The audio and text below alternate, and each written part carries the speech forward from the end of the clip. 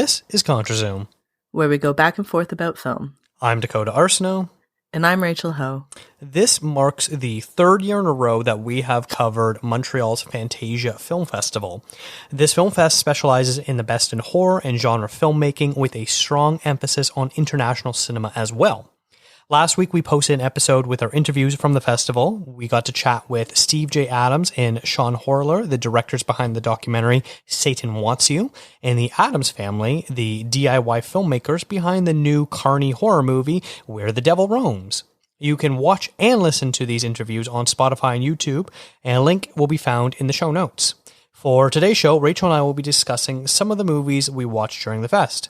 We have two movies that we both saw, with a few that only one of us saw, and then we'll finish up with some honorable mentions that we don't really have time to do a full review on. So let's get started with all this. Rachel, this is now your third year doing Fantasia. You still like this festival as much as you used to? I mean, yeah, but also... No, but also I was just a little bit detached this year from the festival for various reasons. I just didn't really get a chance to dive into it like I have in the past couple years. So a few things have passed me over, but the things that I did see, which isn't very much, but I did enjoy what I got to see. And then I like the idea of the festival, just generally speaking. And I think I would like to go to Montreal one of these years for it, because it seems like a fun in-person festival. Yeah, it really does. They always seem to be having a good time, and they managed to have some pretty good guests out there to do like retrospectives and like stuff like that, guest speakers. I think there's something to like about the quote unquote like the genre film festival, which just makes it one a little less stuffy than something like a TIFF, and then also the people who are involved in it are incredibly passionate about what they do. I was name drop. I interviewed the directors of Talk to Me, and they were saying like the guys who introduced them to the audience for their screening was just so into movies and so passionate, and they had a really great time just talking to him after their Q&A. So I think that they pull a lot of people who are just really into that type of filmmaking. So it's cool that they get to come together, and Montreal is a really good city for that too, I think. Mm-hmm. Yeah, absolutely. It was a little unfortunate that this year they did not do the online portal portion of the festival. The last 2 years that they had done that, so it was definitely a little bit more reliant on publicists being able to send screeners and stuff like that. Where I still got a good amount and ones I was very excited about, but there's definitely a bunch of movies that like I kind of had on my radar that wasn't able to get the chance to see, and who knows, because I find especially with Fantasia, it's really hard to watch these movies after the festival is over because they just really don't get wide distribution in North America. Yeah, and I think last year's Fantasia in particular, because of Skinamarink, I feel like that might have set my expectations. Like now I feel like I'm on the hunt. I'm like looking for that movie that I'm like, oh, this is going to be like the weird killer movie for those. But that obviously doesn't happen every year. Like it doesn't even happen every 2 years. It's just a bit of a unique thing. So, but I don't know. I think I know both of us watched. We'll get into it, but I was gonna say like I think we've watched some stuff that we're both pretty happy with. But I would say maybe not to the extent of previous years. But I'm glad you got a chance to do the Satan Wants You though. Those directors are really cool. Yeah, Sean and Steve were really nice. That was a movie that I saw originally during Hot Docs, so I did a review back then. So it was nice to be able to rewatch it for this and then to get to talk to those guys. And it's funny, when we were scheduling the interview, they're like, the publicist was like, so we'll do 10 a.m. I was like, oh, okay, that's going to be a real early morning for me because I assume they're in Montreal, so 10 a.m. Eastern is 7 a.m. Pacific. So I was like, oh crap, okay, I gotta get up early for that, make sure I'm ready for it. And then they're like, oh yeah, so actually we need to push it back a little bit. Are you okay if we do 10:20 PST? I was like, PST? That's the time zone I'm in right now. So I don't think they were actually in Montreal when I did the interview with them. So I think they were like probably literally like maybe 20 minutes away from me. Probably, because I think, no, they don't live in Victoria. One of them is from Victoria, I remember. Yes, one, if not both, are from Victoria, but they are based in Vancouver now. Yeah, so they probably were very close to you. You guys could have done it in person. I probably could, but I assume they were in Montreal. because they were talking about why if they're like, oh yeah, if you want to do an in-person interview last night, I was like, actually, can we do it over online? Oh, so maybe they were there for like a little bit and then they went home. I think they did that for Hot Docs too. Like they were in Toronto, but very, very quickly. Yes. And then they just went back, which I understand. Because that movie in particular has done the festival circuit quite a bit. Like they're going really hard with that one. So, and it's a great doc. I mean, yes, yeah. Oh no, I did not talk about it with you on Hot Docs, but I know you and Courtney did. So, but Yes. it's a great documentary, and I believe it is out this week, or like when this episode goes to air. I think the that movie is actually going to be out in theaters in Canada, so that's good. Yes, and it'll be coming out on Tubi as well. They announced that. Oh, Tubi cool. got the distribution rights to it. Oh, nice. Good for them. It is a really, really cool doc, and it's kind of random that it's like a Canadian, that there is this Canadian connection to it, which I wouldn't have expected. Yeah. All right, well, let us talk about our first movie that we wish to discuss, and this is one that we both saw, and it is called A Disturbance in the Force: How the Star Wars Holiday Special Happened. This film is still saying, Margaret, we shouldn't talk about that. Nobody is allowed to mention this. No, you don't remember? It is so bad, it's not good. You have to see the Star Wars Holiday Special to believe it.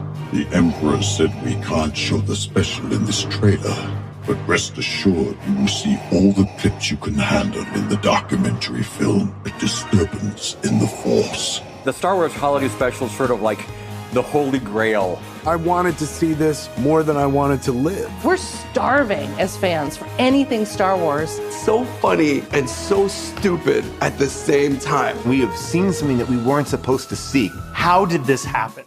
This movie is absolutely wild because, I think by now everyone sort of knows the folklore behind the Star Wars Holiday Special. If you don't, and when the first Star Wars movie came out in 1977, there was a bit of a rush to really sort of capitalize on its popularity, and it wasn't expected to be as big as it was. So stuff like toys and product placement wasn't ready at the time of release. So it took about a year for all this stuff to sort of come out. And then in order to keep the hype train going, Star Wars started popping up in, different variety shows and late night comedy shows and stuff like that, where, they would reference characters or have some of the actors appear and do bits and stuff like that. Stuff like the Richard Pryor show. And I'm blanking on some of the other shows right now. And so they worked on getting a holiday special so that way it can come out in between Star Wars and Empire Strikes Back, which took 3 years to make after the first one came out. And what ended up happening was it was hot garbage. It only aired once. It was immediately pulled from the broadcast, never to be shown again. But then people had videotaped it, and slowly it started to become this circulation of geek cred of, have you seen the Star Wars Holiday Special? And you'd have to trade VHSs to get it in the early 80s in order to see just how bad it was. What essentially was is you have this plot of Chewbacca's home planet where they only speak Chewbacca's language. And then they're inexplicably turned into a variety show with song and dance, including B. Arthur working as a cantina bartender, singing to aliens. And then you get this music video sequence and this weird, a whole bunch of other crazy stuff. And so it's really interesting watching all this again and then just sort of recounting how it got made and why it got made and all that sort of stuff. But I was utterly fascinated with this documentary. What about you, Rachel? I really enjoyed it. Did you watch it? Had you seen the holiday special before this doc? I had seen clips from it. I had seen stuff from the Chewbacca family, and I had seen bits from the B. Arthur stuff, and I just can't stomach to watch the whole thing. So I was aware of this holiday special. I kind of knew that there was a thing and that it was supposed to be really terrible. But I'd never seen it. Maybe I'd seen clips from it without really knowing it, but I never sought it out on my own.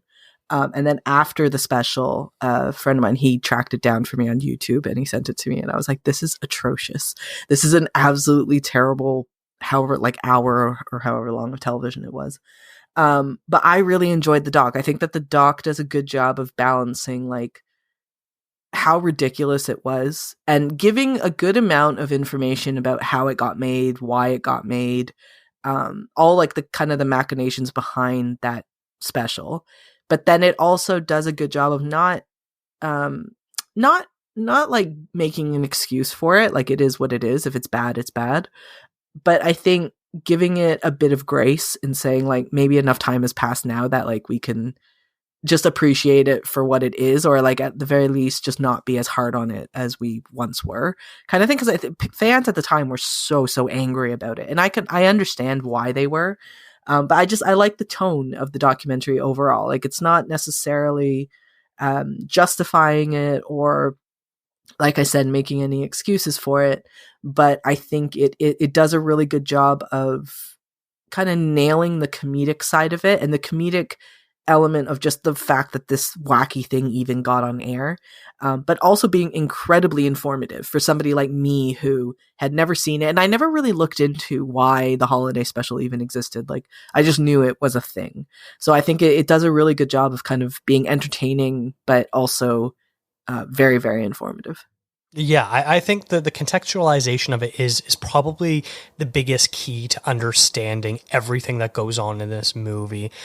And it was all just really fascinating. I think the most fascinating part for me was like, yeah, this holiday special is not good, but like, you know, let's show you clips of what TV was like in 1978. TV back then wasn't good. And so they show you all these clips from the different variety shows and stuff like that. And it's sort of like, I almost think about it like Saturday Night Live, where, you know, it's been on for over 45 years now. And if you watch a single episode from start to end, it's going to be a rough watch. You know, pick a year, 83, 92, 2008, whatever year you want. For the most part, it's not going to be great. But, you know, if you just take out the bits and pieces, the one sketch of this episode, another sketch from a different episode, and you put it all together, you go, oh, wow, SNL is great. It's always been great. And I say this as an SNL fan. And so it's sort of like that when we think back on, you know, the history of television, where if you're pulling these different aspects, yeah, you're going to get some really great stuff there. But, you know, if you're just, you know, you hear about these people that have like hours and hours of hundreds of hours of recorded television, you're watching it, but just like, oh my God, 99% of this is just absolute crap. That's what that was, unfortunately. And I would say very specifically too, the 70s is weird for television. Yeah. Like, there are some just weird things happening in TV and in movies as well. Like, there are some really cool movies coming out, obviously, but it's like, it's a very wacky time for culture. Like, if you just look at the way people were dressing and did their hair and their makeup back then, it was just an odd time. And so in a very weird way, and I think, like you said, this movie does a great job of contextualizing the special, because it does fit in very nicely with everything else that was going on at the time. But because it's Star Wars, it lives on in a very different way. Mm-hmm. But also, I think the one thing that I found really amusing about it was just them kind of always talking about what George Lucas was thinking about with this one. And like how they kept bringing it back to like, he basically disowned it. He pretended it didn't exist. He asked the cast not to talk about it. And then, of course, you have Harrison Ford being like, fuck that, I'm going to talk about it. Carrie Fisher.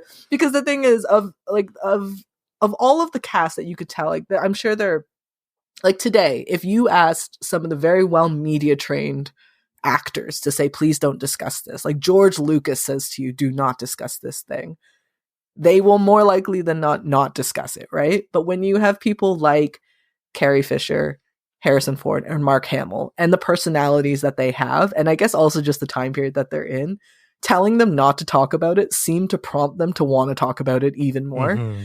Like, I love that the whole film starts with Harrison Ford talking about it on Conan, and that's like years later too. Yeah. And I thought that is the funniest thing that they could have possibly done, was like, they're not beating up on the holiday special, which I think is interesting too. Like, they take shots at it, of course, because it's weird, but they're not just they didn't just make a documentary to make fun of the holiday special, but they are absolutely making fun of George Lucas and George Lucas's response to it all. And I find that's like the most brilliant way to go about a documentary like this.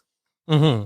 And I really appreciate, you know, it is your traditional talking head sort of documentary, mm-hmm. but I think they did a really good job of sort of getting everyone that's still alive, that was involved with the project, appearing in this as much as they can. Obviously, George Lucas doesn't appear in it, and none of the actors like Hamill and Ford don't actually appear in it. But they combine all these people, the directors, the writers, the producers, all this sort of stuff. Some of the other actors that were in it, they're still around, like the background performers and stuff that give these interviews. But then they also combine it with these archival interviews. So you do really get the full picture. You know exactly what everyone is thinking about all of this because all of it has been recorded. So you could be like, yeah, and I wonder what Carrie Fisher wants to do. And then you cut to an interview of Carrie Fisher being like, as long as they let me sing a song in it, I'd be in it. And it's like, oh, okay, cool. We know exactly what Carrie Fisher thinks about the Star Wars special. She thought it was stupid, but she just wanted to sing a song. Well, they also just said, like, we are contractually obligated to do this. Like, it is in our contracts to do it. I have to shout out that the director of this is Steve Binder, who is the 60. And then there's shots of Elvis in this documentary, which I wasn't expecting. That was a fun little surprise as I was watching it. And all of a sudden there's like pictures of Elvis all over. I'm like, hey, that's cool. But it's funny to think that like that same guy did the 68 special, and he also did this thing. And I like you said, I like that they got the people who are still around, the creatives, to come in and do it, because it's in a way, it's an opportunity for them to defend it if they want to defend it. But they all chose not to defend it, which I found really funny as well. Like they are given a platform. Like if you want to defend the choices or why you made it or whatever, but they're all like, yeah, no, we don't really like, it was kind of messed up, wasn't it? And I like that. I like that kind of honesty from it. And I guess it's the kind of honesty you can only get, 50 some odd years on.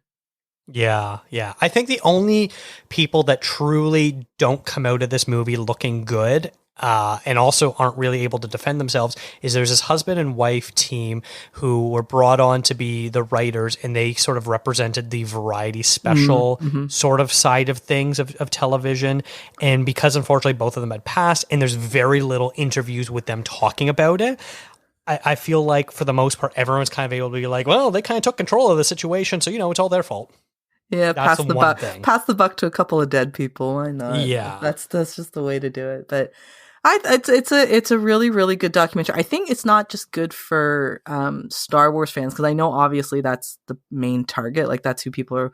But I think if you're just interested in like TV history, generally speaking, this is a really, really fascinating documentary to take a look at what was going on in television at that time when TV was really kind of coming into its own as well. Like it was moving past that idea of just like only 3 networks in the States. And it's kind of blossoming to becoming something a little bit different. I also like Donny Osmond's, the fact that he was in it. I thought that was so funny how he was like, sorry, like we didn't realize we were going to start this whole thing, but like, I enjoyed that they were just like, we had fun. Me and my brothers had a lot of fun pretending to be, the Star Wars people in the Donnie Marie, not really realizing this was about potentially inspired something bigger that was not great for the whole fan base. Yeah, absolutely. And I think because you only need to have seen the original Star Wars movie, which I think I can confidently say most moviegoers have, that's the only base knowledge you kind of need to know going into this documentary. It's not like some documentaries where like you watch and you're like, I have no idea what they're talking about. Sorry. Yeah. Like I would if even you've seen Star Wars, you'll get it. You don't even need to have watched the movie. You just need to have an understanding that Star Wars was a really big deal.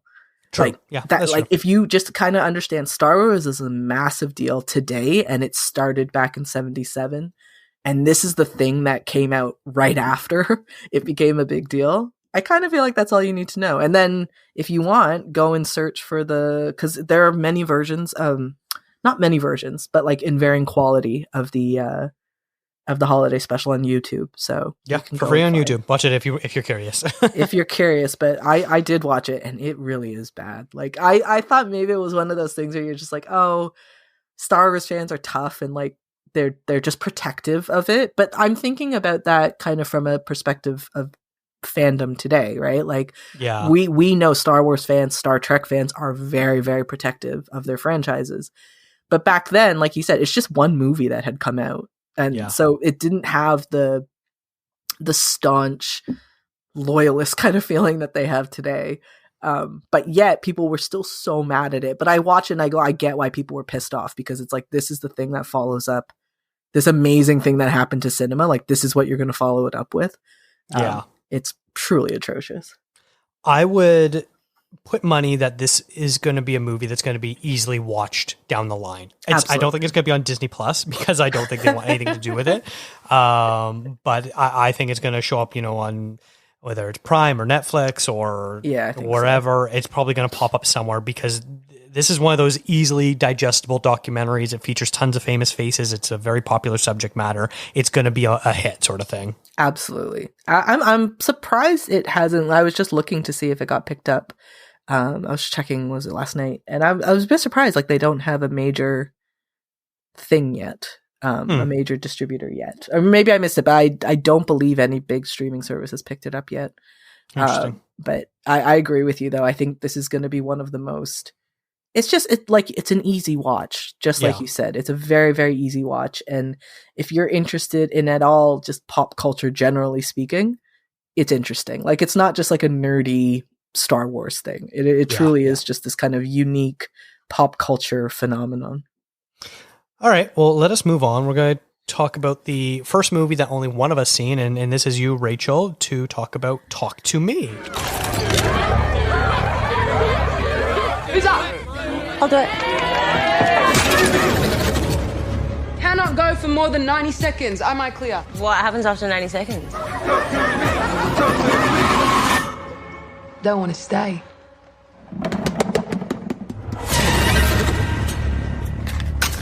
Light the candle to open the door. Blow it out to close it. All right, talk to me. Listen. I'm going to say this is what, if I did a top 10 today, this is in my top 10. It is such a good movie, but it is strictly like, it is real horror movie. It is a genuine horror movie. It is actually scary. It's random that it's coming out in the middle of summer, but I guess that's just what horror movies are doing right now. So it's directed by these two Australian guys. They're twins, Danny and Michael Filippo. Is that how you say that? Yeah. And I believe they are YouTubers. I'm not familiar with their YouTubing career. I believe their channel is called not Waka Waka, Raka Raka. I was gonna say Waka Waka. That's I don't think that's not Raka a thing. Raka. Yeah. Do you know who they are? Like, are you aware of their YouTube? I had heard of their names before, but I wasn't really familiar with them. So they've done their YouTube channel up until obviously recently, because they don't do it as much now that they have an actual movie out, is like making horror sequences kind of thing, but like comedically, like it's kind of horror comedy. That's been their brand for a really long time. And also practical effects, because they didn't have money, like a big budget to make YouTube videos. So that has been, to my understanding, their bread and butter up until they got this deal to make an actual movie. And this is one of those, what's the word that they call it? It's when a possessor kind of horror movie, like something possesses you. Mm-hmm. So there's a hand, an embalmed hand that comes out at high school parties, basically. And you hold on to the hand and you say, "Talk to me." And the hand kind of grips you. And then you say, "Let me in." Or I let you in, sorry. And then there is a spirit that is coming through that takes over your body and possesses you. And these teenagers are basically using this as like a party game, and they time it. So it's like, you're only doing it for, I think they say 90 seconds in the movie, and then they pull it off of you. And these kids are just so enwrapped in the euphoria they experience when they're being possessed. And they do it over and over and over again. Getting possessed by new people, like, and it's when they first start, it's not like necessarily scary. It is scary, but it's not scary for them. Like, to them, it's just this incredible feeling that they have of being taken over by somebody who has passed on. And then, of course, it devolves into this going a little bit one step too far, and it becomes genuinely quite a terrifying film. I really love it. It's in theaters right now in Canada. I think it's just such a great... I kind of wish it had delayed a little bit and came out during October, when we kind of think of more spooky movies to come out. but it's such a good horror movie, and it's really well done. The acting across the board is great. It's a completely Australian production, so it's all Australians. The effects are really great, nothing over the top, but it is quite disturbing at times as well. I can't say enough good things about this movie, and I really hope I watched this not as part of Fantasia, I'll be honest, and then I kept forgetting that it was part of Fantasia until Dakota keeps reminding me. But it really is an incredible movie, and if you're into horror movies, you have to watch this one this year. I don't know where it's going to come out later on, but it's truly a really, really, really great horror movie. Yeah, this one, I'm going to eventually have to watch it for our A24 retrospective. I know, yeah. I know, and I feel like I literally had that thing of like, I was wearing like a long sleeve thing, and I was like pulling it over my eyes at some points, because I'm like, oh God. And I did think about that. I was like, oh shit, Dakota's going to have to watch this at some point. And I'm like, this is intense. Like, this is an intense horror movie.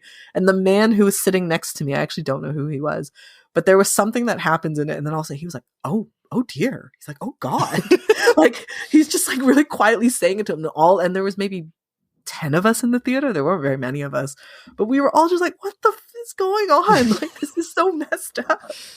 But yeah, I don't know I think you will appreciate it in just the sense of, one, the practical effects. I think you'll enjoy those.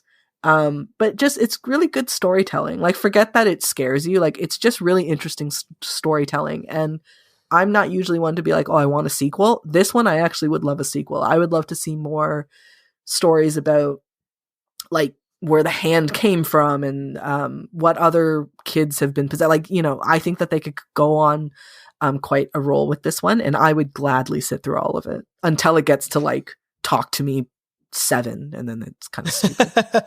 Well, they've already announced that a prequel and a sequel is coming out, and apparently they shot the prequel at the same time as the original, so we shouldn't be too far away from that coming out. These guys were also tabbed to do a new Street Fighter movie randomly. Oh, God. So, yeah, there's that too. They're going to be very busy. Which is really neat. Yeah, I don't know what they're like based off of this. I'm like, really? They're going to do Street Fighter? But I really can't recommend it enough. I just think it's such a cool horror movie. And I haven't seen one like this in a while, that it's just like, it feels like a very classic horror movie in many ways. But it's done in a very modern way still. It's funny. I had someone else recommend this movie to me, a guy that I've recently become online friends with named Reno McCoy. And, he had actually sent me 2 Funko Pops for free of Alfred Hitchcock and Norman Bates. Oh, wow. Yeah, and very cool. Very, very, very nice of him. And we were chatting, and he's like, oh, I just saw Talk to Me. It's really good. Scariest movie I've seen in a long time. I was like, yep, not going to watch it. It like, there are moments you're just like, man alive. Like, it's just, how did they think about these things? But it's, yeah, like I said, good storytelling though. Like, I think sometimes horror movies can get wrapped up in just being like, oh, it's scary. And, and they just kind of ride off of that wave. And this is scary, but I also just think there's a really interesting myth that they're creating within the story that I think is really cool. Yeah. All right, so let's move on to our next one, and this is one that only I saw, and that is a movie called River, which is directed by Junta Yamaguchi, which is the follow-up to his film Beyond the Infinite 2 Minutes, which came out, and we saw at Fantasia 2 years ago, a movie that you and I both absolutely adored, and I am shocked you did not make time for this one, because this movie is absolutely incredible. Once again, deals with time manipulation, like Beyond the Infinite 2 Minutes did. If anyone didn't see that one, which was, was a hard to see movie. I think it only just came out on like DVD like a few months ago, despite it premiering 2 years ago.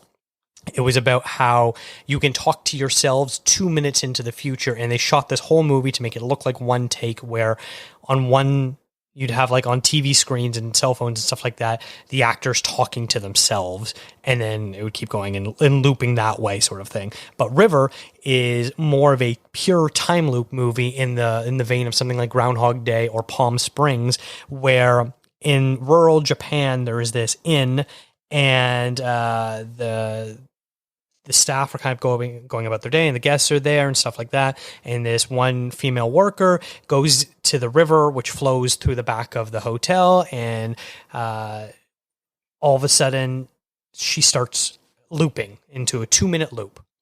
So she'd be at the river, walk into the hotel, start talking to people, and then close her eyes, and all of a sudden she's back at the river again, 2 minutes earlier, goes back in, does things again, closes her eyes, goes back to the river, and all that sort of stuff. And it keeps repeating for the whole length of the movie. Is basically this 2-minute time loop sort of thing going on.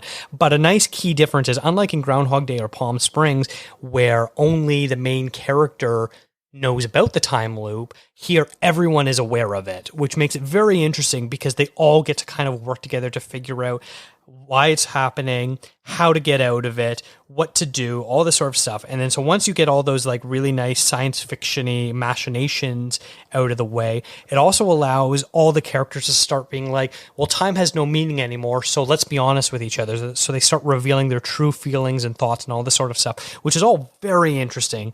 And I think it's all resolved in a very unique way that we have not seen in a time loop movie like this. But, you know, it's just, Junta Yamaguchi is just such a fantastic director, and a bunch of the same actors from Beyond the Infinite 2 Minutes are also in this, and they're all so good, and they all exactly understand what kind of movie they're making. They know how fun to make it, how serious to take it, all this sort of stuff. And it's just absolutely fascinating to watch it. And Yamaguchi has to be one of my favorite up-and-coming directors.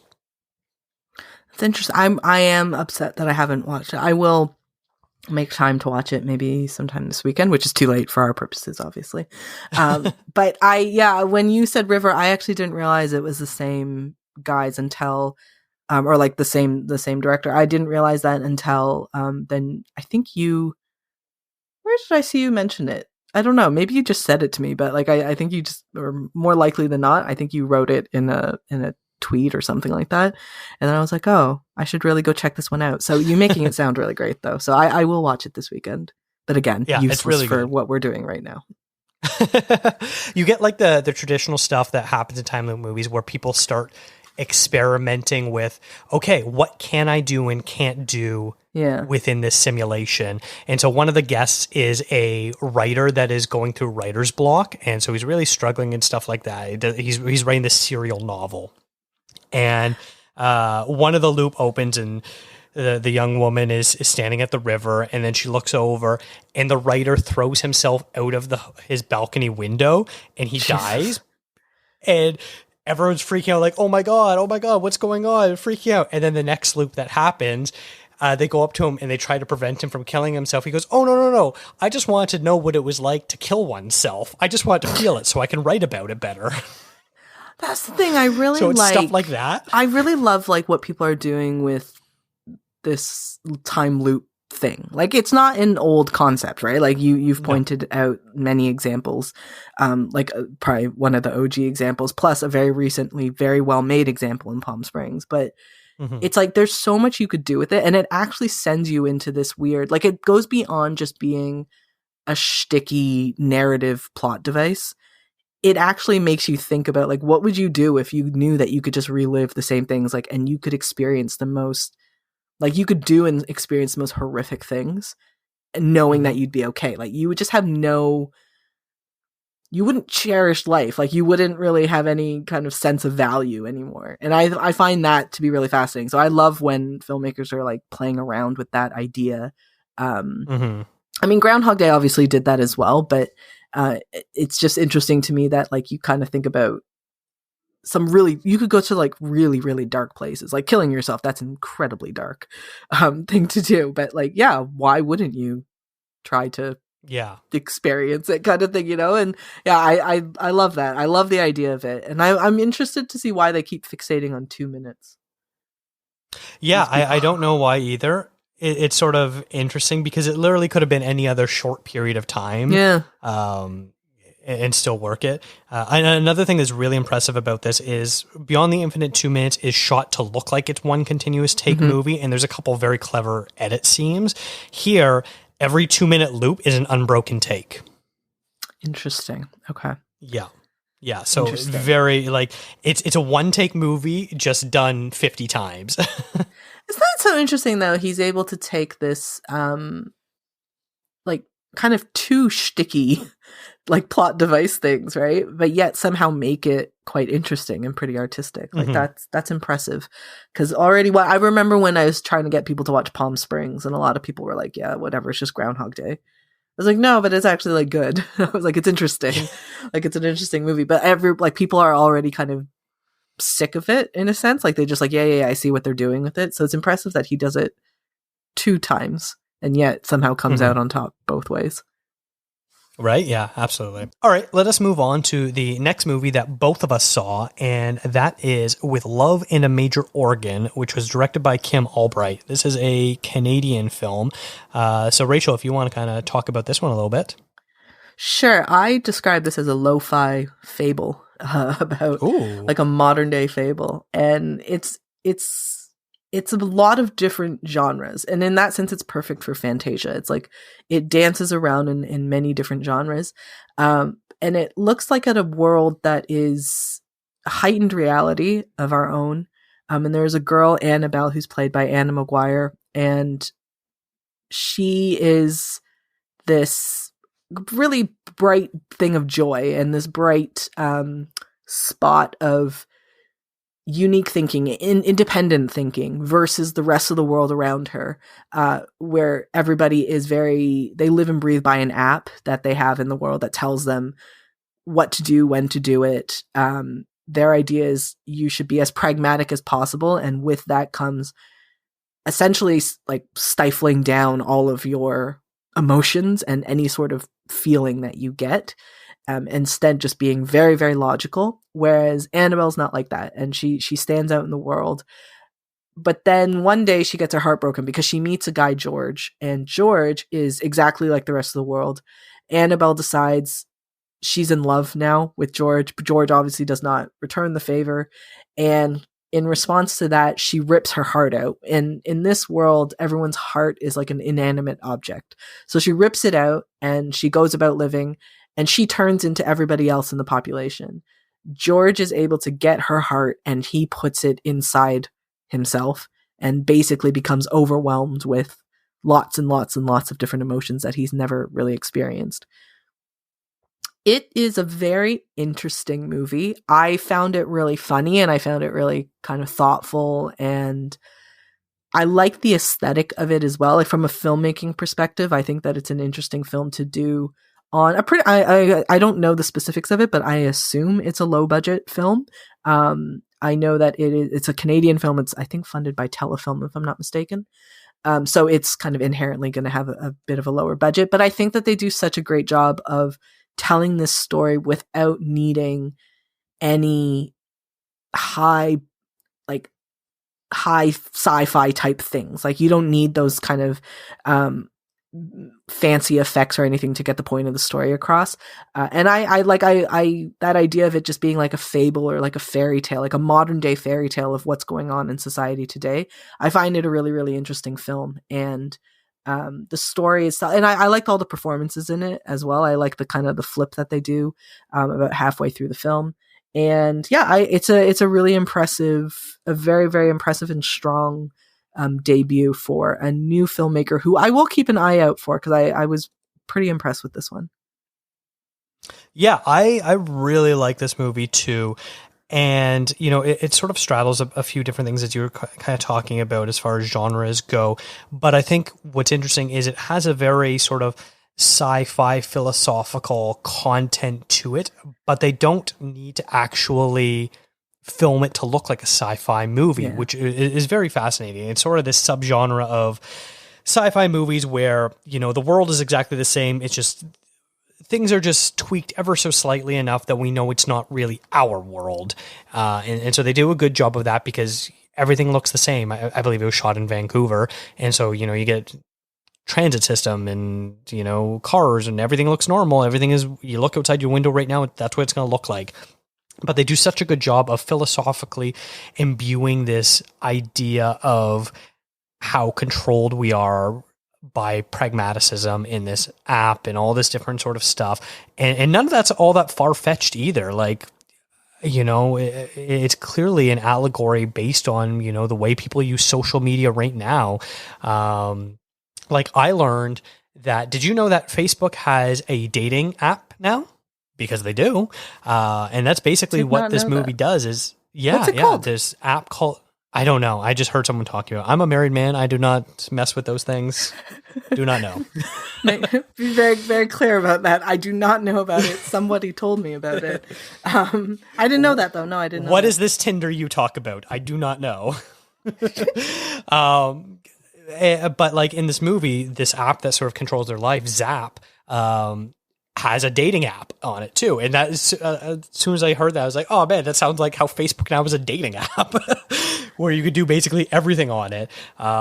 Which is There's really also funny. like a line where like one of the Annabelle's friends is saying to her, like, why don't you use this app? And she's like, I'm just like dating people. I'm just going to meet somebody. But this is how you meet somebody. Like, which is like, I've literally had that conversation with somebody before where they're like, I just want to meet, I'm like, but like, and they were saying, but that is how you meet people. It was like, you use the dating apps. I'm like, that's so depressing. But like, they actually just use that. And I'm like, this is a legit conversation that I've had with somebody. Yeah. So none of it felt very far-fetched. It very much was like this is the logical next step with how society works today sort of thing. Mm-hmm. And then what I do appreciate is while they don't do these, sort of sci-fi flourishes, they do make some really creative decisions using lighting to sort of, make it feel otherworldly at times. This world is like very... The dance sequence bit, I really enjoyed that. Like yes. the lovely purple light that they do. It's very, very nice. And like anytime someone rips their heart out, the whole room is like washed in this whatever color their heart color is. So for Anna, it is purple and stuff like that. So there's some really creative touches with, we don't need to show you everything. We're just going to imply a lot of things, and that's going to get the message across. And I sort of really appreciate that because it doesn't make the movie look cheap or feel cheap. No. It just gives us this otherworldly feeling that like you need something there to believe the sci-fi-ness, and that is enough. It's really impressive how they do that. I think like that. I hate always focusing in on budgets and what people are able to do with it, but when you are restricted, I find it's like, I was watching an interview with Christopher Nolan. He was talking about like Oppenheimer, and they were comparing the budget he had for Following to Oppenheimer, which is obviously the biggest budget he's worked with. And they were saying like, what would you have, if you had the budget for Following, if you had the Oppenheimer budget for Following, what would you change about Following? Like, how would you change? And he was like, you don't think that way. Like, you make the movie within the budget that you're given. So like the budget you have will dictate the movie that you make. So Following looks the way it does because of the budget, not in spite of it or not despite of it. You know what I mean? Like, and so I think about that a lot now when I'm thinking about budgets. And it's like this movie in particular to me reads that like they had a very particular budget, but everything about how this movie was made and how they decided to go about like production design and even just like dressing the characters and stuff like that all exists within what they were able to do. But from that, like there's a real kind of understanding of how great you can make it within a set. Even if it's a small budget, you can still make a really, really great movie within it. So I kind of now I don't like giving excuses for movies now when I'm like, oh, you had a small budget, so like this is all you could do. It's like, no, just make the movie within what you're able to do, and you can make a really great one. And I think this is a really good example of that. Yeah, limitations are a way to prove that you can work around them. Mm-hmm. Yeah, absolutely. And you're absolutely right. Yeah. And one of the actors in it, Hamza Haq, was in Viking last year, one of my favorite movies of the year, one of the best Canadian movies as well. Really adored that one. That. You're right. I didn't even think about that. Yeah, he was in that. I love that movie. Simon didn't like it from... I know, that's all I think about whenever I think about Viking is how much Matthew and Simon argued about that movie. Simon didn't like it. I will say, I think I talked to him about it. I was just like, it is such a French-Canadian comedy thing. Like, if you don't get French-Canadian comedy, you do not get Viking. And I get that. But anyway, this isn't about Viking. Yeah. Sorry. Yes. But speaking of the Awesome Friday podcast, they did their own Fantasia recap, and I did listen to it in Matthew watched this movie and he did quite like it a lot as well. So shout out to them. I'll link to their podcast in the show notes as well. We're covering quite a few of the same movies. It's funny. I was actually originally going to be on their podcast, but due to scheduling, it did not work out. So just here talking about my own stuff instead. I'm sorry you're stuck with me instead. Oh, you know what? I could say the same thing to them. Fair enough. All right. The last movie I kind of want to talk about is one called Sometimes I Think About Dying. So this is a movie directed by Rachel Lambert, and it stars Daisy Ridley from Star Wars fame, actually. Tie it all back in to there this. You go. Movie I really liked it. This is about a woman, I believe she lives in somewhere on the west coast of the U.S., the Pacific Northwest, somewhere in there. And she is suicidal. She is depressed. And so she imagines herself in different ways to die. And now what I found very interesting was she doesn't envision herself killing herself specifically. She just imagines, what would it be like if I was just dead? I no longer existed and my lifeless body was just lying there. So it's very interesting about how it's not about romanticizing the act of sort of killing yourself. It's just sort of like removing yourself from the equation of life. And so it's very interesting. It's this very, quite literally, the movie, the first chunk of this movie, everything is so beige and gray and monocolor and there's no life to anything. And then she works in this office and this new guy appears and he's wearing a green sweater, and quite literally someone comments on it like, oh, wow, you're wearing green. And you look around the office, everyone else is wearing beige. So it's literally one of those sort of metaphorical movies that quite literally shows their colors of how everyone is sort of feeling. It's this really sort of dark, quiet, romantic comedy about how this new guy is able to bring Daisy Ridley's character out of her shell and slowly make her start appreciating things. Like, she does things like, when he gets introduced, everyone goes around and says their favorite food. Her favorite food is cottage cheese. There's nothing wrong with cottage cheese. No, there's a lot of stuff clearly, wrong with cottage cheese. It's disgusting.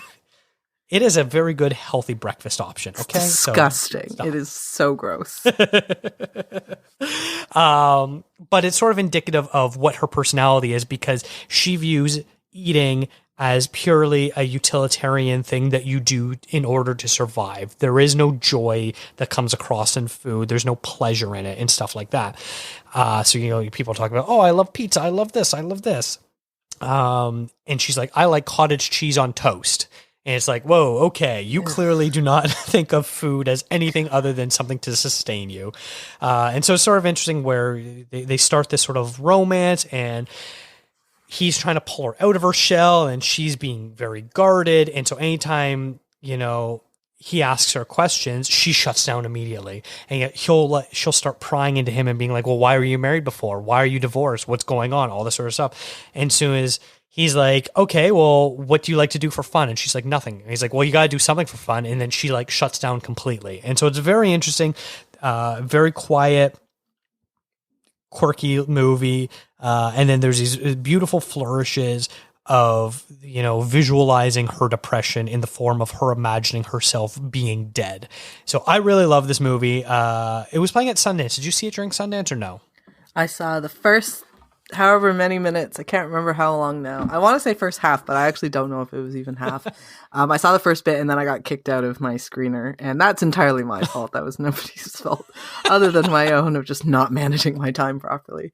But this is the kind of, like, there's a reason I picked it as one of the movies I wanted to watch during Sundance.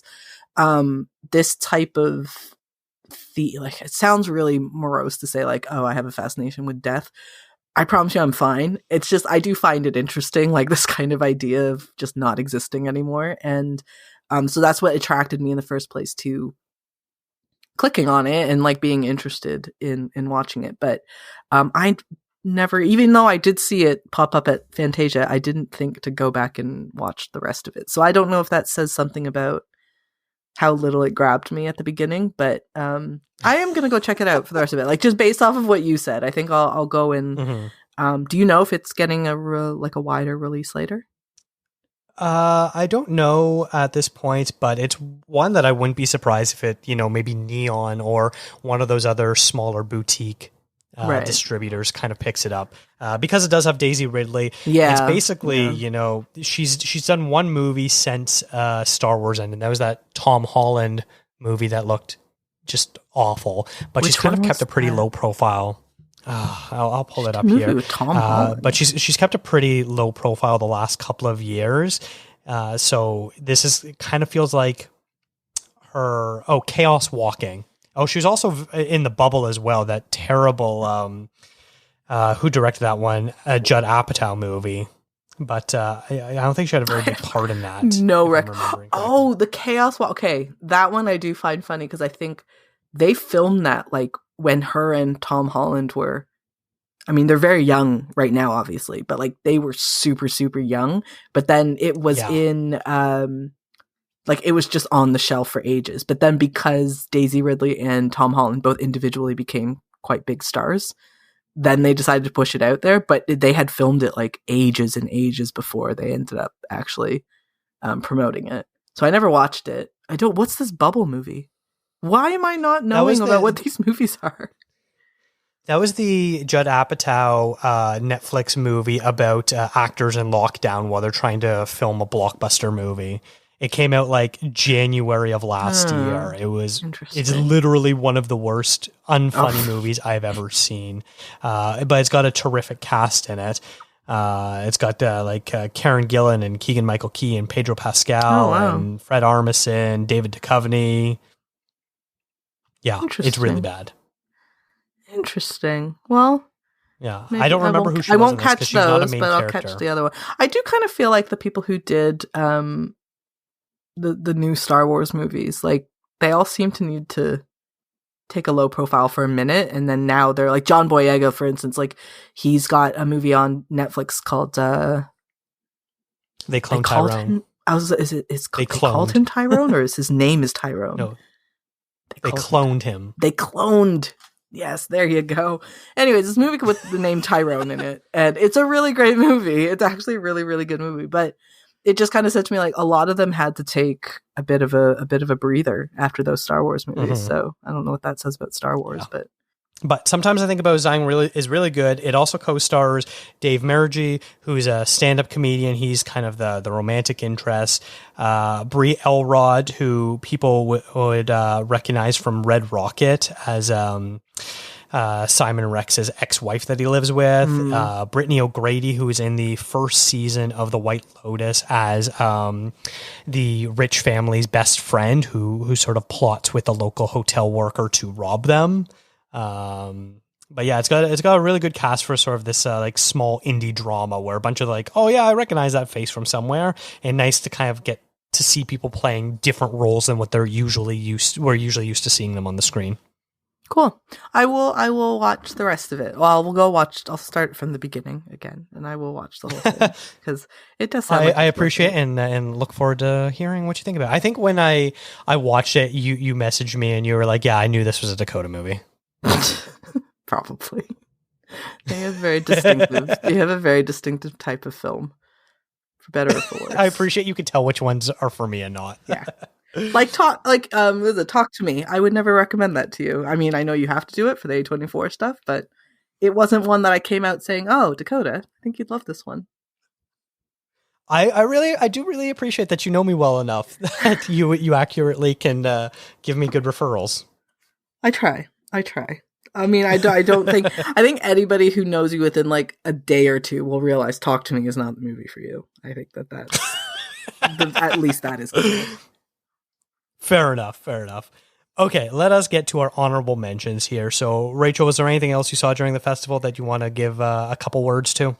So there's a movie called It Lives Inside, which is a Neon actually picked it up, and it's a horror movie based off of a Hindu Buddhist mythology, and it stars Megan Suri, and also there's a Canadian, Neeru Bajwa, who's a wonderful Indian Canadian actress, and it's effectively a horror movie that follows the kind of Indian mythology and Indian folklore, I think is the best way to say it. And I really wanted to love this movie a lot because I think that it's a cool idea. I love any type of horror films that take on a mythology that isn't widely explored, especially in Hollywood. I think that it's just really interesting to see different takes and different inspirations, because there are horror stories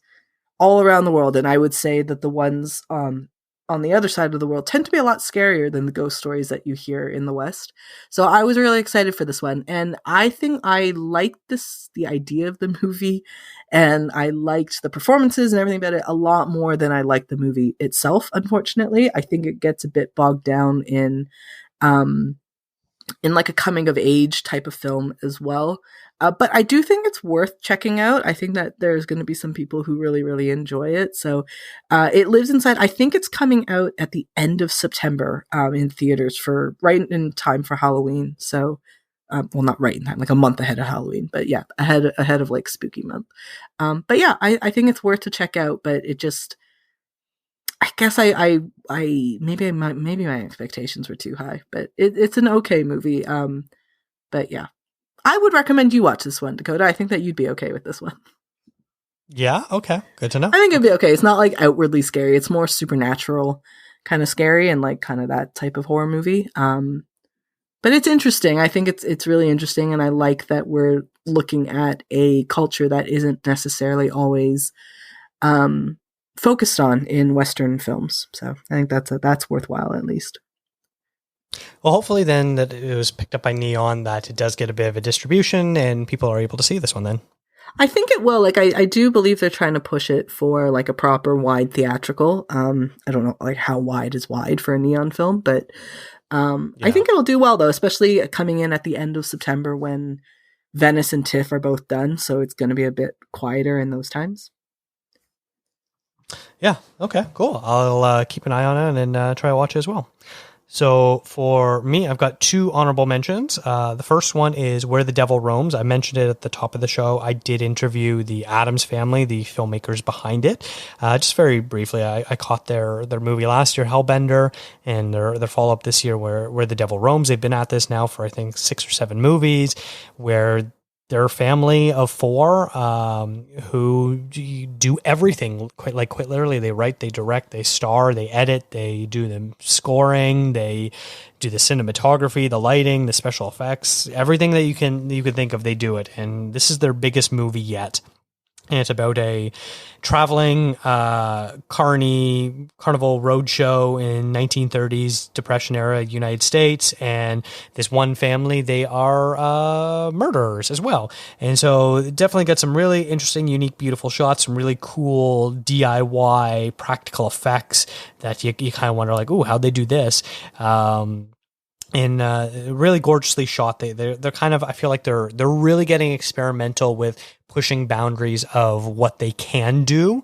It gets a little confusing, the plot at certain points where you're trying to understand exactly what it all means. I feel like maybe it's steeped a little too heavily in metaphors and things like that, but it's still an interesting movie regardless. But I did talk with them in the interview, so if you haven't checked out that interview, once again, it'll be in the show notes for you to check out.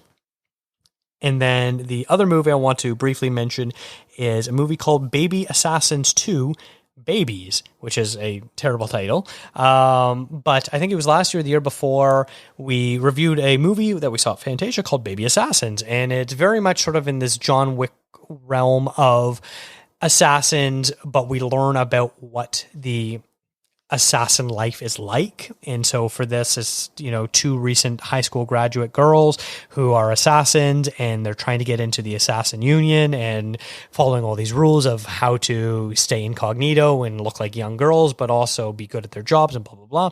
And so the sequel follows up basically immediately where we left off, but introduces a second set of baby assassins. This time it's 2 young guys who are actually subcontractors to the Assassins Guild, where they are not full members, so they do not get the good jobs or good benefits.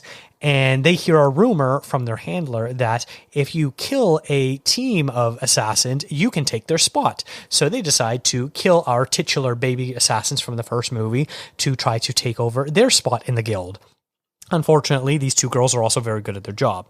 The action sequences are phenomenal, and it's always fascinating kind of delving into this world of assassin ethos and what their creed is and all that sort of stuff. Unfortunately, the characters really get bogged down with kind of being the worst versions of themselves as far as being really annoying and obnoxious. So if you like the first one, it's definitely worth checking out the second one, but I wouldn't heartily recommend Baby Assassins 2 Babies. Once again, terrible title. Terrible title. What an atrocious movie title name. Baby Assassin Babies. Yes. Whatever.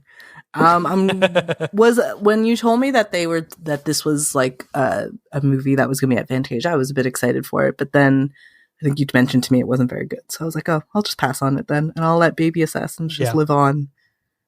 So like not a needed film for me to watch, basically, is what you're saying. Yeah. Yeah, because like, would you agree that like if you're a fan of John Wick, you're probably going to enjoy the first Baby Assassins movie because it treads very similar ground. Yeah, definitely. All right, I think that actually wraps up our Fantasia coverage. I wrote a bunch of reviews. Rachel, did you write some reviews? I can link to those in the show notes. Which ones did you do? I did a couple for Exclaim. I did. I guess the two that I talked about, A Disturbance in the Forest and With Love in a Major Organ. And I will be doing one for It Lived Inside for the Asian cut. Nice. And what about Talk to Me? Oh, yeah. I keep forgetting Talk to Me is part of Fantasia. I interviewed the directors for Exclaim as well. So that's over on Exclaim for Talk to Me. Cool. Okay. I will make sure to link to all of those in the show notes. Is there anything else that you want to promote? I know you did something before we recorded this. Are you able to talk about that yet, or is that a no-go? That's no-go. We can talk about that next week. Okay. We can talk about that next week then. You know what? Next week in nicely with next week. I know. Yes. I know. Yes. Well, I'll tease this. If you know Rachel by now, if you follow her online or have listened to her on these podcasts, you'll know she has a certain obsession.